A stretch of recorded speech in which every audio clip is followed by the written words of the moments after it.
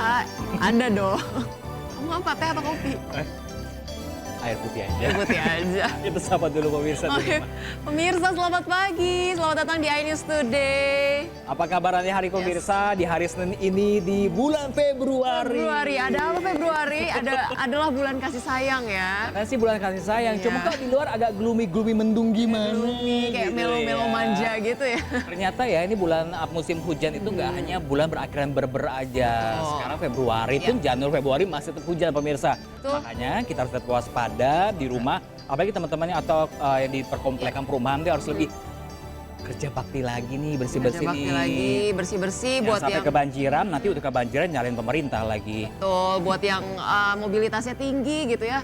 Mungkin pakai transportasi publik menghindari kemacetan gitu ya, karena belakangan juga kalau hujan ya kemacetannya makin parah gitu ya. Bawa tuh payung dan jas hujannya ya pemirsa ya. Iya. Oke pemirsa, senang sekali kami kembali hadir selama 1,5 jam ke depan untuk memberikan berbagai informasi penting, menarik dan inspiratif untuk Anda. Iya, pemirsa, dalam edisi kali ini kami akan memberikan informasi terkini dari kondisi kelangkaan gas LPG 3 kg yang mulai langka di beberapa daerah dan dampaknya bagi pengguna. Bersama saya pemirsa Rosalin Chu. Dan saya Pram Senja pemirsa, inilah isu selengkapnya untuk Anda.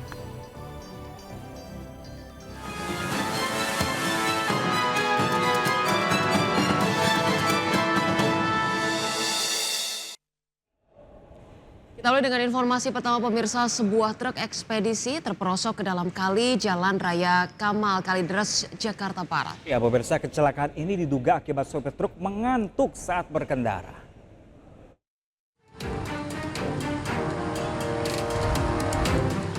Beginilah kondisi truk ekspedisi yang terperosok ke dalam kali di Jalan Raya Kamal, Kalideres, Jakarta Barat.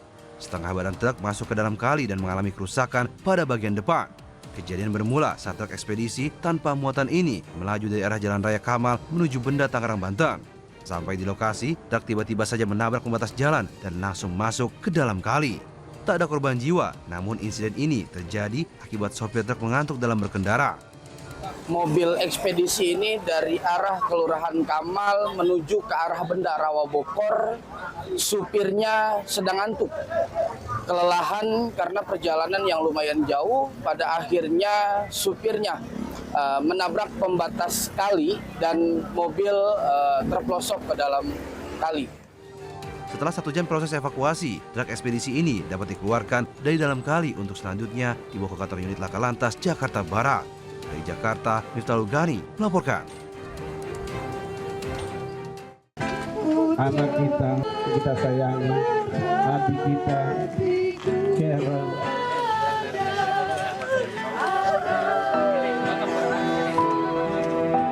Isak tangis serta iringan doa mengiringi kepergian Karen Salom Jeremiah saat dimasukkan ke liang lahat di TPU Pondok Benda, Tangerang Selatan, Banten. Karen Salom Jeremiah merupakan satu di antara para korban yang tewas akibat kebakaran Glodok Plaza. Di mata keluarga dan rekan-rekannya, Karen merupakan pribadi yang baik dan mudah bergaul. Tak hanya menjadi seorang influencer, Karen juga seorang founder akun Nambiske yang tujuannya membantu para pelajar menengah atas agar dapat masuk kuliah di perguruan negeri secara gratis. Banyak kesaksian dari teman-temannya yang menyatakan bahwa memang anak saya anak yang baik.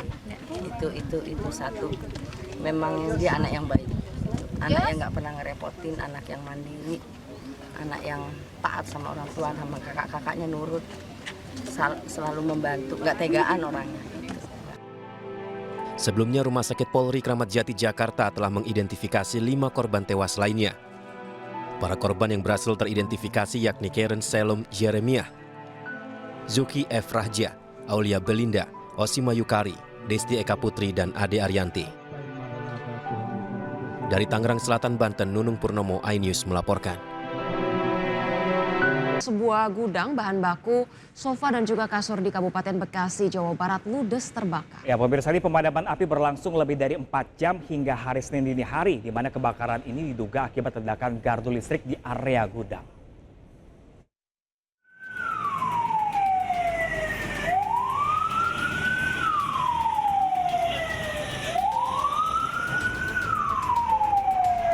Sebuah gudang penyimpanan bahan baku sofa dan spring bed ludes terbakar di kawasan pergudangan Bishub, Tambun Selatan, Kabupaten Bekasi, Jawa Barat. Banyaknya bahan yang mudah terbakar membuat api dengan cepat membesar hingga merobohkan bangunan gudang. Kebakaran juga menghanguskan 4 kendaraan truk yang berada di lokasi. Diduga kebakaran akibat korsleting listrik dari dalam gudang. Petugas damkar mengerahkan 10 unit mobil damkar untuk memadamkan api agar tidak merambat ke bangunan-bangunan lain. Petugas sempat terkendala memadamkan api akibat arus listrik yang masih menyala. Awalnya katanya listrik konslet, awalnya itu sudah gede gitu apinya. Nah, di sebelah itu gudang sepatu. Iya. Tapi sempat ada karyawan nggak bang? Nggak ada lagi. Oh, kosong ya gudangnya ya? Kosong. Oh, dalam keadaan. Bang itu mobil juga kebakar bang? Mobil kebakar, dua truk. Bang itu gudang penyimpanan apa bang? Bahan baku sofa sedikit. Ini belum bisa dipadamkan atau seperti apa? Bukan tidak bisa dipadamkan, sekarang ini api sudah melejit. Ini kan butuh waktu 4 jam Pak. Apa sih Pak kendalanya Pak? Kendala kita adalah satu sumber air, ya. Dan kedua, material yang terbakar itu adalah terbuat dari foam. Ada untuk teknik pemadaman itu pakai busa atau seperti apa Pak? Kita menggunakan sejenis racun api. Tidak ada korban jiwa namun kerugian materi ditaksir miliaran rupiah. Polisi masih menyelidiki penyebab pasti kebakaran. Dari Kabupaten Bekasi, Jawa Barat, Didit Junaidi, Ainis melaporkan. Dan pemirsa, untuk mengetahui informasi terkini, kita terhubung dengan rekan kami Ahmad Jauhari Lutfi di lokasi kebakaran. Iya baik, Lutfi, ini bagaimana kondisi di sana saat ini? Apakah proses pemadaman masih berlangsung? Silahkan dengan laporan Anda. Baik, Pram dan juga Ocha serta pemirsa ini dapat kami laporkan untuk kondisi saat ini. Saya sedang berada di sebuah gudang yang berada di kawasan Bishub, Kecamatan Tambun Selatan, Kabupaten Bekasi, Jawa Barat, di mana gudang tersebut terjadi kebakaran pada Minggu malam kemarin, pukul 19.00. Diduga kebakaran tersebut terjadi akibat arus pendek listrik dari dalam gudang tersebut. Begitu, Bram. Oke, rekan Lutfi, apakah ini sejumlah titik api sudah seluruhnya berhasil dipadamkan di sana? Ya, untuk saat ini juga petugas pemadam kebakaran masih melakukan pendinginan karena kita melihat untuk kondisi yang terbakar ini sebuah gudang spring bed yang dimana di dalam tersebut ada busa dan juga kain-kain begitu. Baik, ya Lutfi, dapatkah Anda memperlihatkan situasi di sekitar Anda? Lutfi, apakah kemudian petugas sudah betul-betul bisa melakukan pemadaman secara menyeluruh? Boleh ditunjukkan kondisi di sekitar Anda, Lutfi? Baik, Pram dan juga pemirsa, dapat kami memperlihatkan untuk kondisi saat ini. Petugas masih melakukan pemadaman.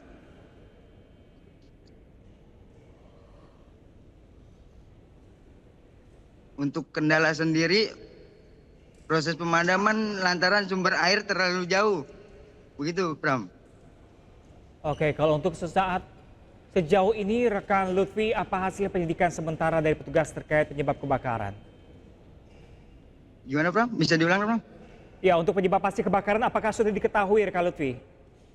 Untuk kebakaran sendiri diduga akibat gardu listrik yang berada di area pergudangan mengalami konsleting listrik dan menimbulkan ledakan, Pram. Baik Lutfi, dapat Anda konfirmasi kembali informasi terakhir yang kami dapatkan, tidak ada korban jiwa dalam insiden ini. Namun dapat Anda laporkan kemudian apakah ada korban luka yang kemudian dilarikan ke rumah sakit atau seperti apa, Lutfi? Ya, pada saat kejadian terbakarnya gudang ini, kondisi gudang tersebut sepi dari aktivitas karena para pekerja sedang diliburkan. Baik, terima kasih banyak rekan Syari Ahmad Lutfi langsung dari Kabupaten Bekasi. Kami imbau untuk tetap waspada di sana, tetap jaga kesehatan. Terima kasih dan selamat bertugas kembali. Ya, pemirsa, kita ke informasi lainnya. Kegiatan siswa SMA Negeri 1 Porong Sidoarjo ke Malang yang berujung pada kecelakaan di Tol Pandaan hingga menyebabkan korban jiwa ternyata tidak berizin. Ya, ternyata pemirsa, siswa dan guru ini atau guru pendamping yang berangkat hanya mengantongi izin mandiri dari kepala sekolah tanpa izin dari Dinas Pendidikan Provinsi Jawa Timur.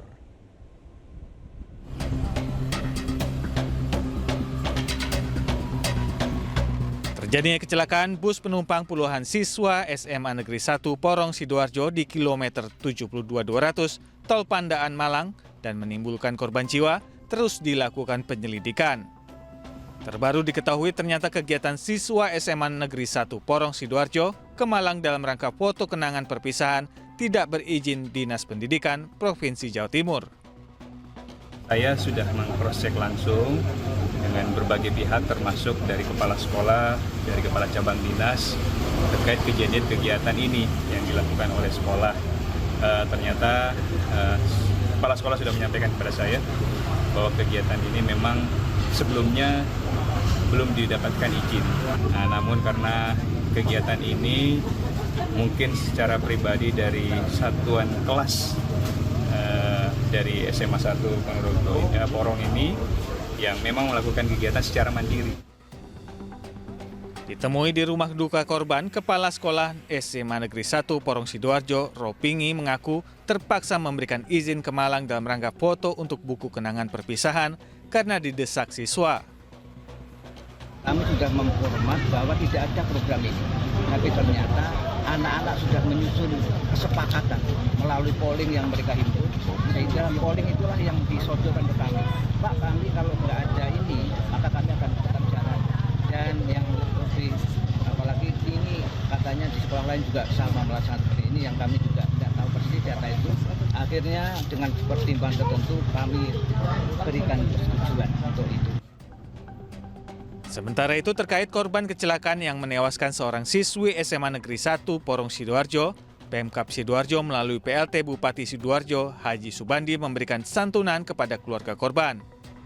Pemerintah mengimbau kepada seluruh sekolah di Sidoarjo untuk tidak melakukan kegiatan di luar kota Sidoarjo. Jadi himbauan untuk SMP ke bawah ini sementara kita tidak berkeluarkan dulu. Karena kondisi cuaca yang seperti ini, contoh kemarin yang ada di Jakarta. Hari ini, padahal kemarin ini baru kita sampaikan, ini terjadi di Sidoarjo. Pasca terjadi kecelakaan tunggal, sejumlah petugas dari Direktorat Lalu Lintas Polda Jatim dan Satlantas Polres Pasuruan melakukan olah tempat kejadian perkara atau TKP di lokasi kecelakaan exit tol kilometer 7273, tepatnya di Desa Capang, Kecamatan Purwodadi, Kabupaten Pasuruan, Jawa Timur pada Minggu pagi. Petugas menggunakan sejumlah alat seperti kamera, bendera pengukur, serta 3 dimensi laser scanner untuk memastikan penyebab kecelakaan bis rombongan siswa. Gabungan dari Ditlantas Polda Jatim, TTA Polda Jatim, tim Jasa Raga Polda Jatim, dan tim Ditlantas Polda Jatim sedang melaksanakan olah TKP di tempat kejadian perkara, tepatnya di KM 72,200 wilayah Purwodadi, Kabupaten Pasuruan, yang nantinya hasil ini akan tahu penyebab terjadinya laka lantas. Diketahui sang sopir Muhammad Khairul Arufi, warga Ngoro, Kabupaten Mojokerto, mengangkut 31 siswa kelas 12 SMA Negeri Porong dengan bus Brimob untuk foto album kelulusan lewat jalur tol Pandaan Malang. Di lokasi kejadian, kendaraan menabrak tiang penunjuk arah tol. Dari Pasuruan dan Sidoarjo, Jawa Timur, Jaka Samudra, Pramono Putra Ainus melaporkan. Ya, itu dia tadi ya, ternyata usut demi usut perjalanan jauh ini ternyata hanya mendapatkan izin dari kepala sekolah, tapi tidak dengan dari dinas pendidikan begitu. Ini menjadi perhatian besar juga ya untuk setiap sekolah dan dinas pendidikan dimanapun daerahnya begitu, untuk kemudian lebih teliti lagi dan lebih disiplin lagi begitu terhadap izin-izin seperti ini begitu, apalagi yang melibatkan perjalanan jauh ya. Ini mungkin kalau ada izin dari pihak dinas dari pendidikan itu sendiri, mungkin jadi untuk lebih diperhatikan lagi, mau dari kelayakan busnya, kelayakan sopir busnya. Jadi peristiwa-peristiwa seperti ini bisa dihindari, Ocha.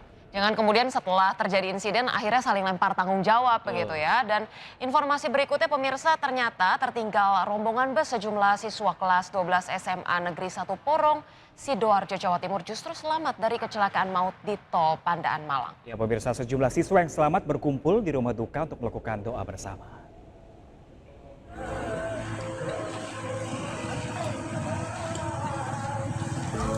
Inilah sejumlah siswa SMA Negeri 1 Porong Sidoarjo yang selamat dari kecelakaan bus di kilometer 72.200 Tol Pandaan Malang.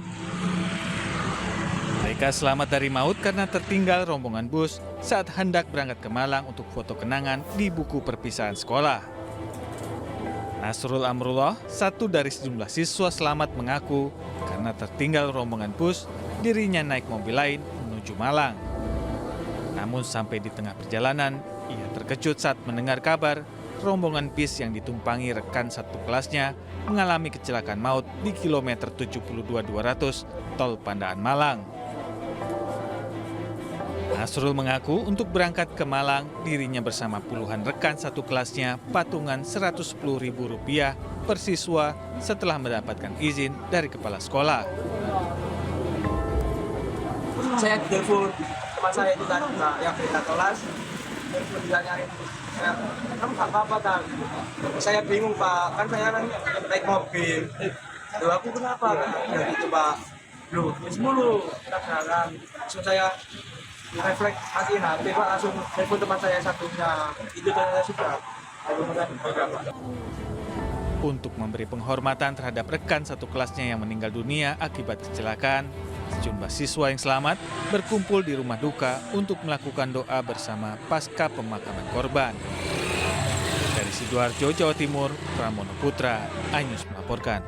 Masih di iNews Today, pemirsa, dari iNews Center Jakarta, ratusan pekerja migran Indonesia pemirsa kembali dideportasi oleh pemerintah Malaysia melalui 2 pelabuhan di tanah air, yakni Pelabuhan Dumai Riau dan Pelabuhan Tanjung Pinang. Ya pemirsa, ini PMI yang dideportasi tersebut sebelumnya telah menjalani hukuman penjara di Malaysia.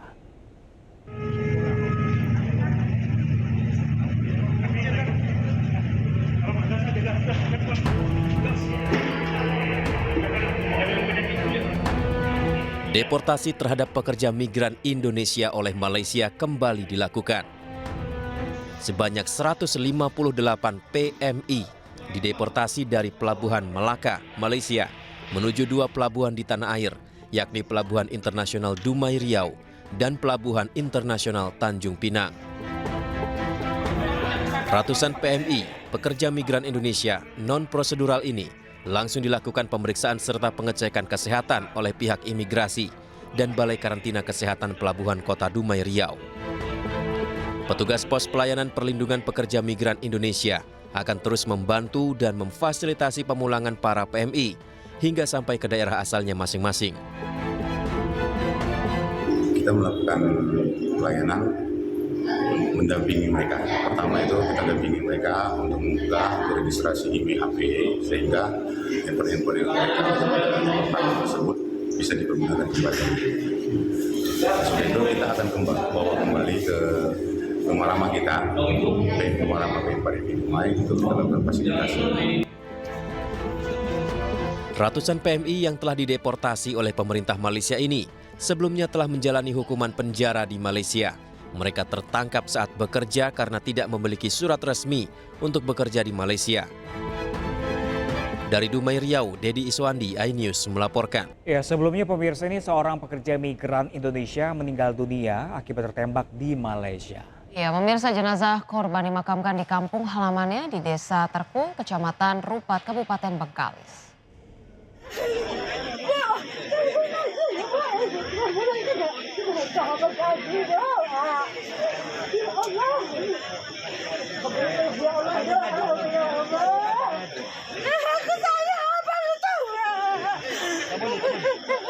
Keluarga korban penembakan otoritas maritim Malaysia tak bisa menahan tangis saat menerima peti jenazah pada Rabu 29 Januari 2025. Mereka masih tak percaya keluarganya harus tewas terkena timah panas saat berangkat mengadu nasib ke negara tetangga Malaysia. Jenazah korban penembakan diantarkan langsung oleh perwakilan Kemenlu. Mereka juga mengungkapkan bela sungkawa dan akan terus mengawal pengungkapan kasus penembakan ini. Kita mendorong adanya investigasi secara menyeluruh terhadap insiden ini untuk bisa mengetahui mengenai apa sebetulnya kejadian yang terjadi dan apakah tindakan aparat yang dilakukan oleh APFM itu sudah sesuai prosedur atau tidak. Kita menghormati hukum yang berlaku di Malaysia, tapi kita juga memperjuangkan hak dari warga negara kita. Jenazah boleh dulu atau gimana? Perjuangan memulangkan jenazah Basri menempuh jalan panjang. Setelah sebelumnya, pemerintah Malaysia sempat melarang KBRI untuk bertemu dengan korban selamat dan melihat jasad korban yang tewas. Kementerian Perlindungan Pekerja Migran Indonesia terus mendorong agar pengungkapan kasus ini berjalan transparan. Jadi tentu kita menghormati proses yang ada dalam negeri mereka, dan kita juga minta kepada Kemenlu untuk mendorong agar penegak hukum yang ada di sini dibuka transparansinya, jadi terang benderanglah proses-proses ini sehingga jauh lebih baik. Tumbuh mutangkut ini. Ngan bang, kalau mau abang peke sih kan tete doli ya. Sebelumnya, 5 pekerja migran asal Indonesia menjadi korban penembakan otoritas maritim Malaysia Jumat 24 Januari 2025. Penembakan ini menyebabkan 1 orang tewas dan 4 lainnya terluka. Saat ini, ke-4 orang yang terluka masih dirawat di rumah sakit di Malaysia.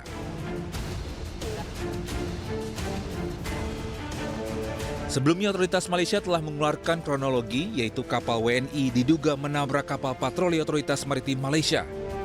Otoritas Malaysia terima laporan kapal terdampar di Laut Barat Daya, Pulau Keri. Namun kedua korban selamat membantah menyerang patroli Malaysia. Pemerintah Indonesia telah melakukan investigasi. Hasil sementara penembakan dilakukan oleh Otoritas Maritim Malaysia, Agensi Penguatkuasa Maritim Malaysia. Penembakan dilakukan di perairan Tanjung Ru, Malaysia. Tim Liputan iNews melaporkan.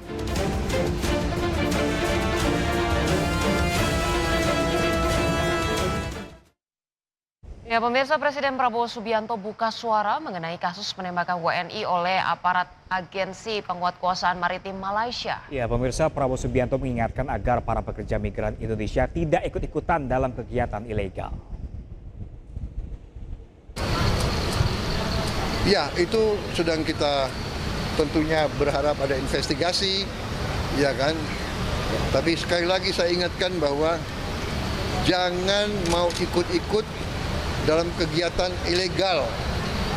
Kalau nyelundup ke negara asing, risikonya negara asing akan bertindak. Jadi rakyat kita jangan mau dibohongi oleh sindikat-sindikat yang berjanji ini, berjanji itu. Ya, kita waspada, kita ingatkan, tapi kita juga yakin bahwa pihak Malaysia akan melaksanakan penyelidikan yang terbaik. Ya, pemirsa dan juga Ocha, diketahui memang pekerja yang datang ke Malaysia dan menjadi korban penembakan adalah pekerja yang datang secara ilegal. Mungkin kita tidak bisa salahi juga karena mungkin lapangan pekerjaan Indonesia sudah sangat terbatas, sehingga mau tidak mau karena kebutuhan ekonomi mereka pergi ke Malaysia, namun caranya salah. Betul, menjadi PR pemerintah begitu ya, kemudian untuk menindak masih banyaknya sekali mereka-mereka yang menjadi PMI ilegal seperti ini begitu ya, selain tadi karena kurangnya akses lapangan kerja di Indonesia, juga kemudian ketika banyaknya PMI di luar begitu ya, bagaimana negara kita memastikan pelindungan hukum yang tepat untuk mereka, dan ketika terjadi kasus seperti ini juga melakukan investigasi lebih lanjut begitu ya terkait titik temunya di mana begitu permasalahan yang sebetulnya terjadi, dan apakah hukum yang diberlakukan di sana memang betul-betul sesuai dengan insiden yang terjadi begitu ya. Kita menghormati hukum yang tiap negara punya seperti itu. Tapi hanya disayangkan adalah kenapa pihak Malaysia langsung menembak begitu saja. Karena informasi di awal juga bahwa para pekerja ini membayarkan kapal untuk naik ke Malaysia ini Rp1.500 loh ternyata. Seperti itu. Mungkin kita tunggu saja seperti apa tindak lanjutnya untuk pemerintah Indonesia juga pemerintah Malaysia seperti apa. Isak tangis seorang tua dan keluarga menyambut kedatangan jenazah seorang remaja tenaga kerja Indonesia yang meninggal dunia akibat kecelakaan kerja saat membangun jembatan di Hiroshima, Jepang. Ya, pemirsa, jenazah Tris Rizky Akbar Formansyah, seorang tenaga kerja Indonesia yang meninggal dunia karena mengalami kecelakaan kerja di Jepang, tiba di rumah duka di Jalan Silaberanti, Kecamatan Jakabaring pada Minggu siang. Kedatangan jenazah disambut isak tangis dari ibu, keluarga, sanak tetangga dan juga teman dekatnya yang mengenal almarhum sebagai sosok yang sangat baik dan memiliki kepedulian yang tinggi. Jenazah diberangkatkan dari Jepang diiringi pengantar dari Kementerian Ketenagakerjaan serta perwakilan perusahaan tempat korban bekerja. Sebelumnya, Rizky Akbar dikabarkan meninggal dunia pada Senin 27 Januari 2025 diduga akibat kecelakaan kerja saat membangun jembatan di daerah Hiroshima, Jepang. Usai tiang jembatan setinggi 20 meter ambruk dan menimpa tubuh korban.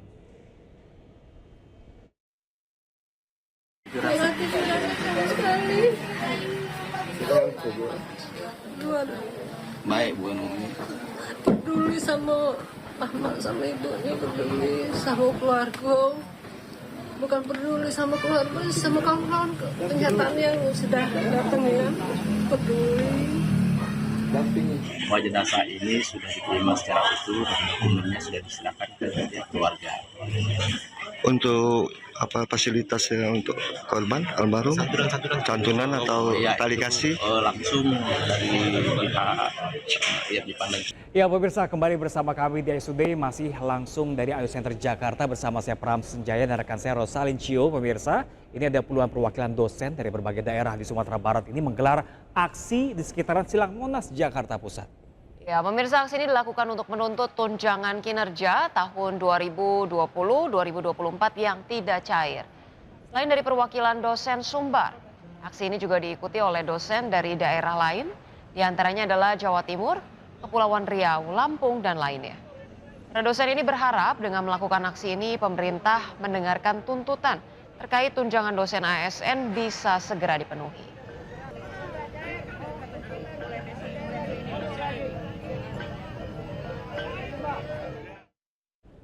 Dan pemirsa, untuk mengetahui situasi terkini di depan Istana Negara, kita bergabung dengan rekan kami Irfan Hardiansyah langsung dari sana. Ya, baik rekan Irfan, bagaimana situasi di sana dan apakah ada tanggapan dari Istana terkait hal ini? Silakan Irfan. Ocha, Pram, dan juga pemirsa, tepat di belakang kami ini Asosiasi Dosen Seluruh Indonesia atau ADAKSI ini menggelar aksi di depan patung kuda, tepatnya di Silang Monas, Jakarta Pusat. Dan tentunya untuk situasi terkini ini perwakilan dari dosen seluruh Indonesia ini begitu ramai, begitu menuntut pemerintah untuk membayarkan tunjangan kinerja dari tahun 2020 hingga 2024. Dan ini berbagai spanduk dan juga poster dibentangkan oleh seluruh dosen. Namun untuk mengetahui lebih detail apa saja tuntutan yang dilakukan, sudah bersama kami Pak Anggun Gunawan selaku Ketua ADAKSI. Selamat siang Pak. Selamat siang. Ini boleh diceritakan ataupun dijelaskan sebenarnya tuntutan apa saja yang disampaikan pada siang ini Pak? Oke, untuk aksi pada siang hari ini ada dua tuntutan yang kami mintakan kepada pemerintah. Yang pertama adalah Tukin for All. Bayarkan Tukin dosen, ASN, Kemdikbudristek, buat semuanya. Jangan cuma sepertiga, bukan cuma setengah saja. Kami ingin semuanya dibayarkan. Yang kedua adalah kami meminta kepada pemerintah untuk membayarkan Tukin ini sejak tahun 2020. Karena hanya kami saja yang didiskriminasi, hanya dosen Kemdikbudristek saja yang itu tidak dibayarkan sejak tahun 2020. Jadi cuma dua itu tuntutan kami kepada pemerintah. Kemarin dari Sekjen Kemdikbudristek ini menyampaikan bahwa untuk Tukin 2020-2024 ini tidak ada anggarannya begitu Pak yang diajukan oleh Menteri sebelumnya. Ini tanggapan dari Bapak sendiri seperti apa? Ya, jadi sejak awal kami melihat tidak ada etikat baik ya dari pemerintah. Pada tanggal 3 Januari itu Sekjen mengatakan bahwasanya dosen bukan merupakan pegawai dari Kemdikbudristek gitu. Jadi kami sudah dinegasikan sejak awal. Jadi kalau bagi kami itu sejak tahun 2020 itu harus tetap dibayarkan karena semua peraturannya sudah jelas dan pegawai-pegawai yang ada di kampus itu sudah diberikan tukinnya. Hanya kami yang itu dinegasikan oleh pemerintah gitu. Jadi ini ada apa gitu? Ini ada apa sebenarnya? Kenapa dosen saja yang tidak dibayarkan oleh pemerintah terkait dengan tukin ini? Jadi kami tetap akan menuntut sampai tahun 2020. Kalau negara tidak mau membayarkan tukin ini, maka kita akan bertemu di PT UN nantinya. Oke, siap.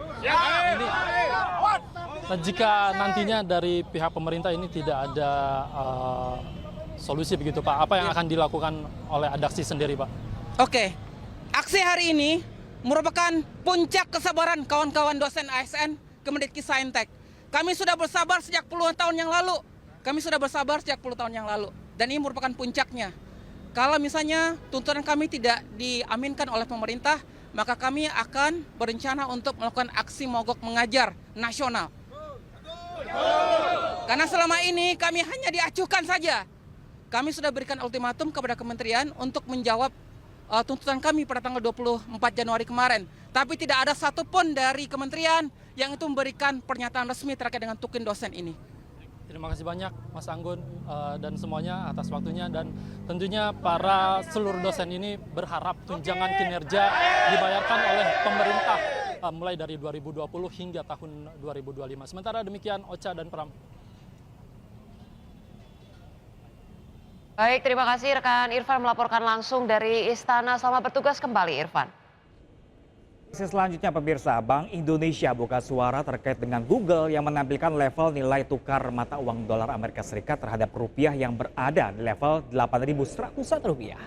Ya, pemirsa, Kepala Departemen Komunikasi Bank Indonesia, Ramdan Denny Prakoso mengatakan bahwa data yang ditampilkan Google bukan data sebenarnya. Bank Indonesia mencatat seharusnya kurs 16.312 rupiah per 1 dolar Amerika Serikat pada tanggal 31 Januari 2025.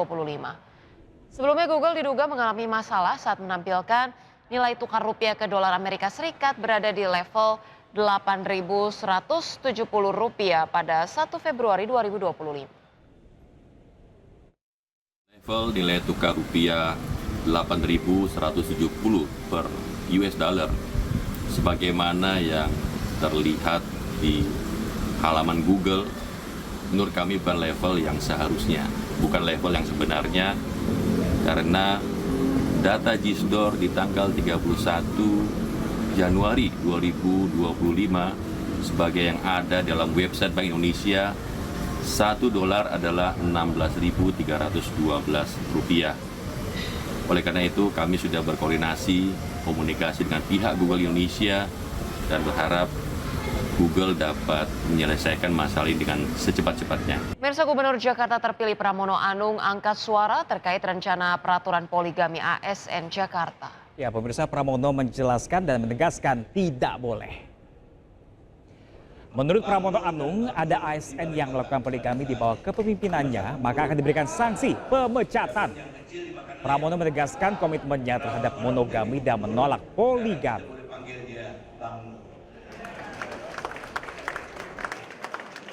Ya, saya penganut monogami dan saya sengaja dalam acara dalam suatu komunitas yang dominan kan tadi para pria.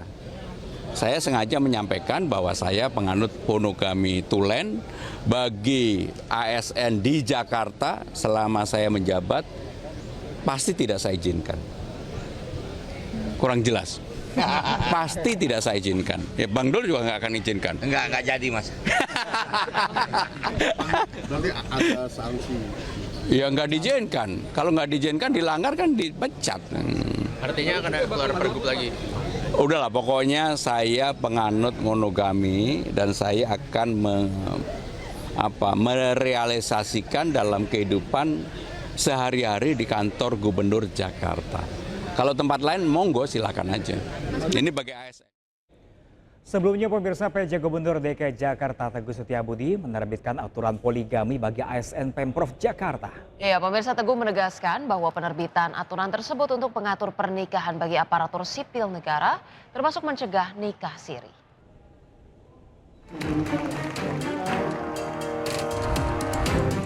Penjabat Gubernur DKI Jakarta Teguh Setiabudi menegaskan aturan terkait poligami yang diterbitkan Pemprov DKI Jakarta bertujuan melindungi keluarga aparatur sipil negara. Menurut Teguh, aturan izin ASN yang hendak poligami bukan aturan baru. Pergub ini merupakan turunan dari peraturan perundang-undangan yang sudah ada. Adapun terkait aturan izin poligami, ASN ini menjelaskan secara rinci tata cara perkawinan poligami. Aturan ini dapat mencegah terjadinya nikah siri tanpa persetujuan, baik dari istri yang sah maupun pejabat yang berwenang. Yang perlu juga saya sampaikan adalah bahwasanya apa yang tercantum, isi-isi dari Pergub 2025 itu bukanlah hal yang baru, karena kami juga mengacu kepada peraturan pemerintah yang sudah terbit terdahulu. Semangatnya adalah untuk melindungi keluarga ASN. Dengan cara apa? Dengan cara memperketat aturan terkait perkawinan maupun perceraian. Bukan malah sebaliknya, seakan-akan kami dari pemerintah provinsi mengizinkan untuk poligami. Tolong itu, apalagi kemudian dengan suatu kriteria saja, misalnya berpenghasilan cukup. Tidak seperti itu, jauh dari hal itu. Teguh juga menegaskan apabila didapati ASN melakukan poligami dengan mengabaikan aturan yang ditetapkan, maka dikenakan sanksi. Dari Jakarta, Hadisti Arifa, Novan Dwi, iNews melaporkan. Lainnya ya, Pramia terkait divonis Pengadilan Tinggi Bandung membayar 40 miliar rupiah warga perumahan Cinere Estate Blok A, Kota Depok yang didominasi oleh lansia menggelar aksi solidaritas.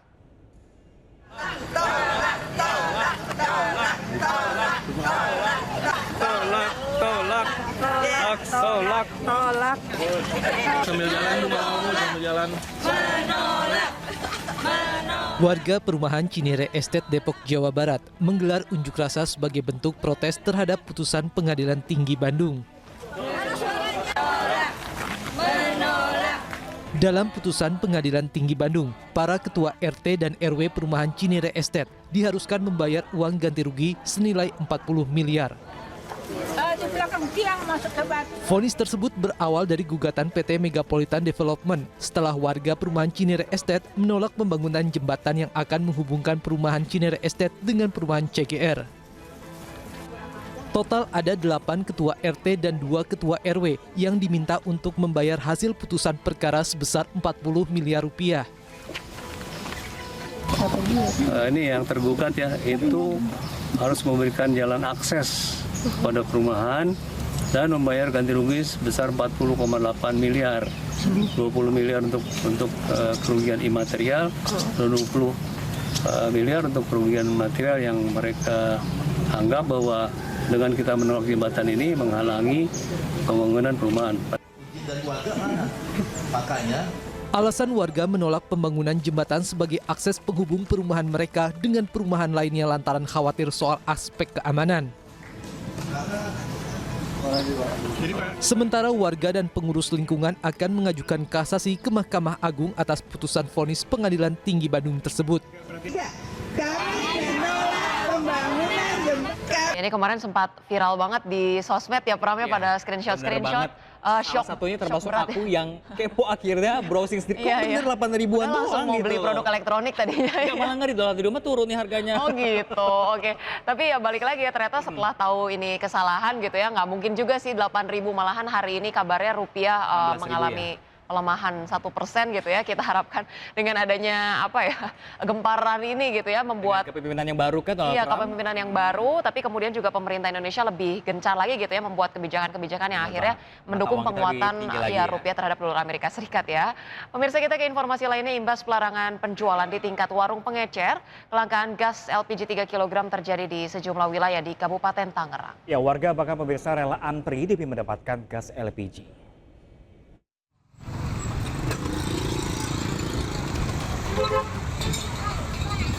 Antrian panjang warga terjadi di salah satu agen gas LPG 3 kg bersubsidi di wilayah Kota Bumi, Kecamatan Pasar Kemis, Kabupaten Tangerang, Banten, Minggu siang. Tidak hanya antrian panjang, warga juga harus mencari ke lokasi yang jauh dari rumah mereka. Meski beberapa tempat masih menyediakan gas LPG bersubsidi, namun agen menerapkan pembatasan pembelian. Warga mengeluhkan kelangkaan gas LPG 3 kg bersubsidi ini. Ibu udah nyari sampai mana aja Bu tadi? Udah nyampe Selatan, sampai Kota Bumi, mau. Terus? Nggak ada. Ini kebutuhan gas ini buat rumah tangga Pak? Masak iya. Ya kan kalau nggak ada gas nggak bisa masak, ayo. Dari jam berapa Bu, kalau boleh tahu Bu? Pagi dari jam 6. Warga pun berharap pemerintah pusat maupun daerah untuk segera mengambil tindakan kelangkaan gas LPG tersebut. Dari Kabupaten Tangerang, Banten, Aimarani Ainis melaporkan. Pemirsa, kelangkaan gas 3 kg di kota Depok, Jawa Barat juga mulai dirasakan oleh para pelaku usaha. Mereka pun mulai mengeluh lantaran omsetnya menurun drastis. Ya, pemirsa, sejumlah pedagang makanan seperti pedagang soto dan toge goreng yang berada di Jalan Raya Cilangkap, Tapos, Kota Depok, mulai mengeluhkan kelangkaan gas 3 kg yang terjadi sejak 2 hari lalu. Menurut pedagang, kelangkaan gas 3 kg ini membuat omset mereka menurun. Para pedagang pun berharap kelangkaan gas 3 kg ini segera bisa diatasi agar usaha mereka tidak gulung tikar. Udah gitu kan kadang udah nggak boleh diecer tuh. Lantas seperti apakah pemirsa pantauan LPG 3 kg di tingkat agen dan juga apa dampak kelangkaan LPG di warung makan? Pemirsa, kita langsung bergabung dengan rekan kami Salam Rahmat di agen LPG di Pulau Gadung, Jakarta Timur, dan ada rekan kami Hamzah Hasibuan di warung Tegal atau warteg di kawasan Kebon Sirih, Jakarta Pusat. Ya, baik, kita terlebih dahulu ke Salam Rahmat ya. Baik, Salam, apakah ada kelangkaan LPG 3 kg di tingkat agen? Silahkan dengan laporan Anda. Ya, Pram, Ocha, dan juga pemirsa, selama beberapa waktu belakangan kami mendapatkan informasi bahwa gas LPG ukuran 3 kg ini tak lagi dijual di pasaran atau juga di pengecer begitu. Di mana nantinya penjualan gas LPG 3 kg yang bersubsidi nantinya akan dijual melalui satu pintu di pangkalan resmi Pertamina.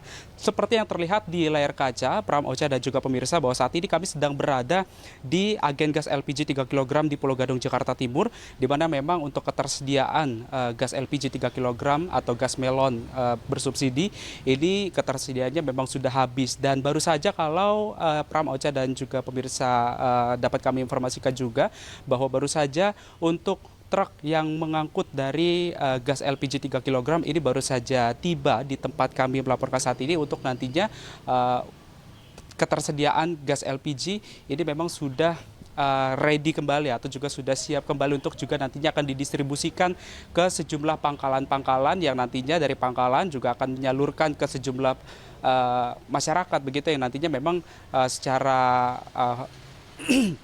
memang secara dari informasi yang kami dapatkan bahwa rencananya ini nantinya juga akan peraturan baru dari Pertamina, di mana juga menyebut ataupun juga dari Kementerian SDM yang menyebut bahwasanya untuk gas LPG 3 kg nantinya tidak akan dijual secara eceran kembali. Yang dapat kami informasikan,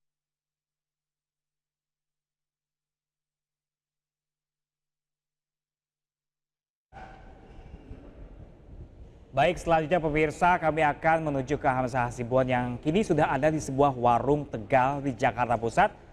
Halo, selamat siang rekan Hamzah. Ya Hamzah, apakah ada dampak dari kelangkaan gas LPG 3 kg untuk pemilik warung makan rekan Hamzah? Ya, selamat siang Pram, Ocha, dan juga pemirsa. Pemerintah ini sudah menetapkan peraturan untuk pelarangan penjualan gas LPG 3 kg ataupun gas melon di tingkat pengecer. Saat ini kami juga akan mencoba mencari tahu apakah pelarangan dari ataupun pengurangan stok dari gas LPG 3 kg ini berdampak ke penjual yang ada di warung nasi ataupun warteg di kawasan Jakarta Pusat. Saat ini kami akan mencoba mencari tahu bahwa warteg ini salah satu usaha mikro yang menggunakan gas LPG 3 kg. Kami akan mencoba bertanya ke salah satu pengelola warteg di Jakarta Pusat. Selamat siang Ibu. Izin Ibu mungkin bisa sambil berdiri kita Ibu tanya-tanya. Dengan Ibu siapa izin Bu? Ibu Farida. Oke, Ibu Farida, izin bertanya, di warteg ini masih menggunakan gas LPG 3 kg Bu di momen kelangkaan gas ini? Iya, masih pakai tabung 3 kilo, tapi sekarang ini kan langka. Tuh. Jadi nyarinya jauh-jauh, muter-muter. Di langganan cuman dapatnya cuman 2 gitu. Jadi kita kan butuhnya 6 ya. Jadi kurangnya masih banyak. Jadi kita muter-muter sampai ke Jakarta Timur itu, sampai ke Berlan itu kan Jakarta Timur. Oke Bu, kalau untuk harganya sendiri Bu di momen kelangkaan gas LPG 3 kilo, sekarang jadi harga berapa Bu gasnya? Kalau sekarang harga 24. Ya relatif sih, ada yang 22, ada yang 27 gitu. Kalau yang di Berlan itu 23 bisa, 22 bisa gitu. Kalau di sini kemarin waktu seminggu itu waktu langka banget itu 27. Iya. Oke Bu, apakah kenaikan harga gas LPG ini juga berdampak Bu ke kenaikan harga makanan di warteg ini Bu? Kalau saya nggak naik-naikkan harga di warteg ya, takutnya orang gimana ya, nggak ngomong cuman nantinya nggak balik lagi gitu. Jadi kehilangan pelanggan ya Bu takutnya ya. Oke. Yang terakhir mungkin Bu, apakah ada harapan kepada pemerintah nih Bu terkait kelangkaan ini? Tanya harapannya ya segeralah, nggak cuman gas aja ya, cabe juga, cabe kan 110, 100 gitu. Jadi pengennya ya diturunkan biar kita nggak naik-naikin harga lah, kasihan yang makan gitu. Terima kasih Ibu, sehat selalu, selamat bekerja kembali. Ya itu dia Pram, Ocha dan juga pemirsa bahwa para pedagang salah satu di warteg ini terdampak dengan kelangkaan gas yang sudah mulai sulit dicari. Namun pemerintah juga menyebut bahwa pengecer ini masih bisa terus menjual gas LPG 3 kg yang bersubsidi, namun harus mendaftarkan diri ke Kemendagri dan juga mendapatkan nomor induk berusaha. Sementara itu Pram dan Ocha.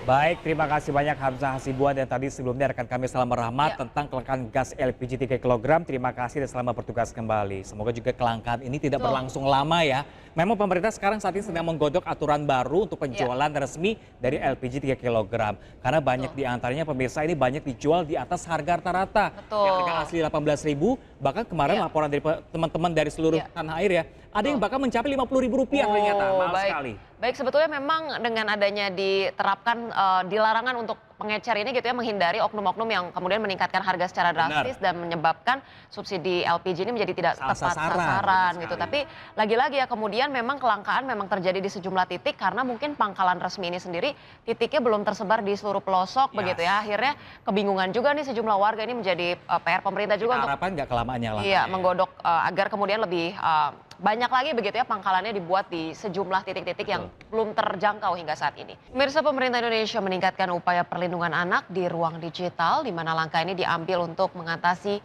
ancaman seperti judi online, pornografi, dan juga perundungan. Ya, pemirsa, juga dihindari kekerasan seksual yang semakin marak di dunia maya.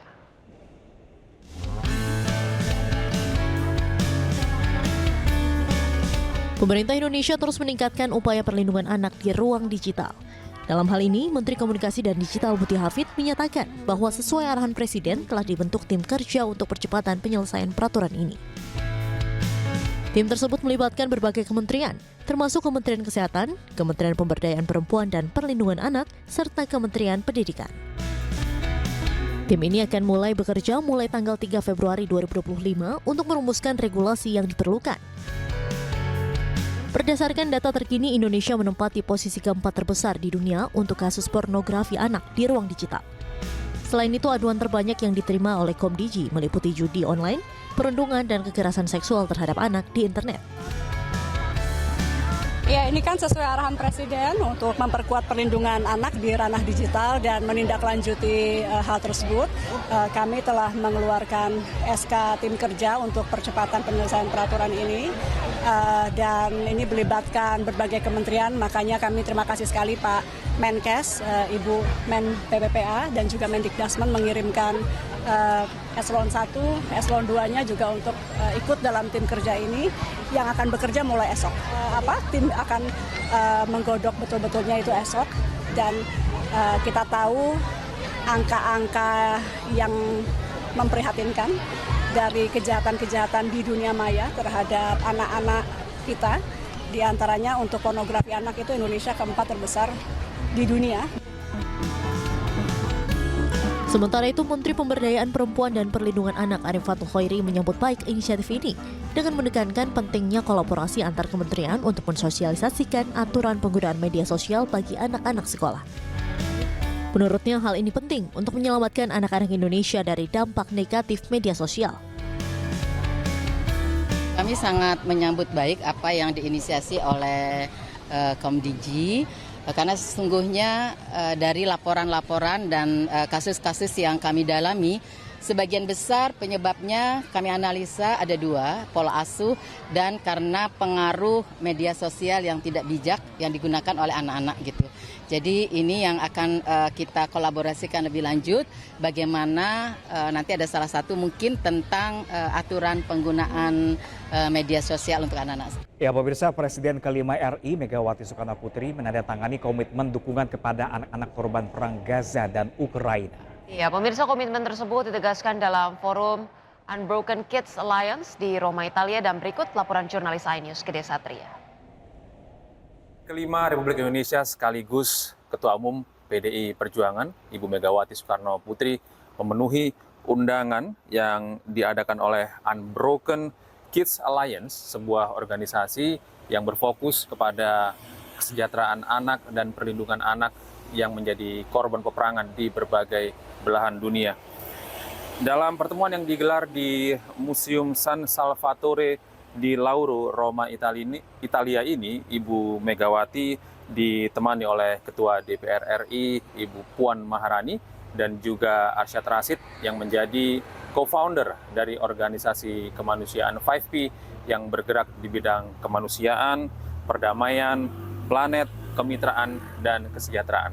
Dalam kesempatan ini, Ibu Megawati Soekarno Putri dengan komitmen kuatnya memberi dukungan terhadap anak-anak di zona perang. Disampaikan dalam pidato singkatnya, Ibu Megawati menyoroti bahwa dalam peperangan anak-anak sebagai pihak yang tidak berdosa seringkali menjadi korban. Dan ini merupakan tanggung jawab kita bersama karena sesungguhnya anak-anak merupakan masa depan dari peradaban dunia. Momen hangat juga sempat terjadi antara Ibu Megawati dengan yang bertemu dengan salah satu penyintas perang Ukraina, seorang bocah berusia 10 tahun bernama Roman Oleksiv. Roman Oleksiv ini adalah seorang anak yang menjadi korban peperangan dan dia harus kehilangan ibunya dan dia juga mengalami luka bakar 45% di bagian wajahnya. Dalam kesempatan itu, Ibu Megawati memberikan dukungan dan memberikan kekuatan kepada Oleksiv untuk terus berkarya. Dan selain itu, pemirsa, dalam kegiatan ini Ibu Megawati bersama sejumlah pimpinan negara lainnya juga membubuhkan tanda tangan di dalam sebuah lembar begitu yang menjadi bentuk komitmen bersama bahwa perlindungan terhadap anak-anak menjadi fokus utama bagi siapapun di seluruh dunia ini karena anak-anak seringkali menjadi korban peperangan yang tidak mendapatkan perhatian. Dan pemirsa, kegiatan yang dilakukan oleh Ibu Megawati ini merupakan bagian dari rangkaian pertemuan World Leader Summit for Children Rights yang nantinya akan digelar pada 3 Februari 2025 dan akan dibuka secara resmi oleh pemimpin tertinggi umat Katolik yaitu Paus Fransiskus di Vatikan. Saya Gede Satria dari Roma, Italia. iNews melaporkan. Pemirsa, terima kasih Anda masih bersama kami di iNews Today. Pemirsa, pelatih Timnas Indonesia Patrick Kluivert telah tiba di Jakarta pada Sabtu malam. Ya, pemirsa, Kluivert tiba di Jakarta guna memonitor sejumlah pemain lokal. Ya, pemirsa, Kluivert datang ke Jakarta bersama 2 asistennya yaitu Gerard Vandenberg dan Denny Lanzat. Ketiganya menyusul asisten pelatih Timnas Indonesia lainnya yakni Alex Pastur yang sudah berada di Jakarta pada Sabtu siang. Di hari kedua setelah kembali ke Jakarta, Kluivert pun langsung menuju ke Stadion Patriot Bekasi untuk memantau laga antara Persija melawan PSBS Biak dalam lanjutan Liga 1. Kedatangan Kluivert sendiri bersama staf pelatih Timnas lain untuk memonitor sejumlah laga Liga 1 Indonesia guna memonitor para pemain lokal.